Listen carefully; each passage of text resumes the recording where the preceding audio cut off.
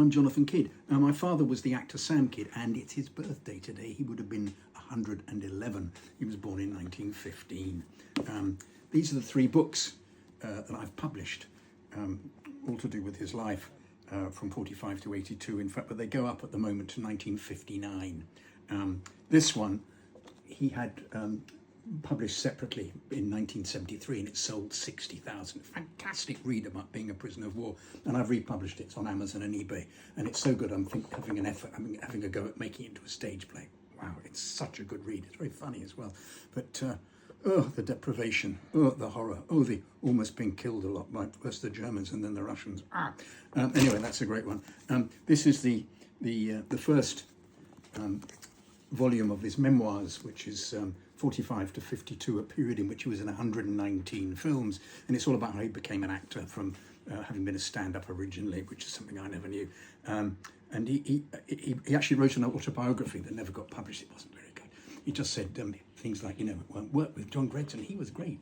And then, of course, I found letters saying he didn't really get on very well with John Gregson, so they've gone in the book. But at the time, it was just, everybody's fantastic, and for lists, he was in so much, he just wrote lists a lot. Anyway, so I've got away from that, and I've assembled this into I've had people say, some chap sent me a note the other day saying it's the best book he'd ever read, which is obviously slightly eccentric, but nonetheless, it's had a very good impact on Amazon and eBay. It's called Be a Good Boy, Sam. And then there's the next one, which was the second one of his that's from the Yangtze Incident film he was in. He played so many people from the armed forces.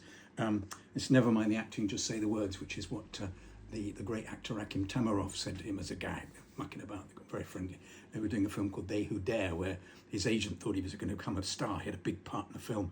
Didn't quite materialise that way. But then he did masses and masses of telly, on the beginning of BBC and then ITV, and then working with hundreds. He had this ability to do comedy and straight drama. So he's working with Charlie Drake, he's working with Benny Hill, he's working with Harry Worth, he's working with Eric Sykes, he's working with Arthur Haynes, he's working with Terry Thomas, he's working with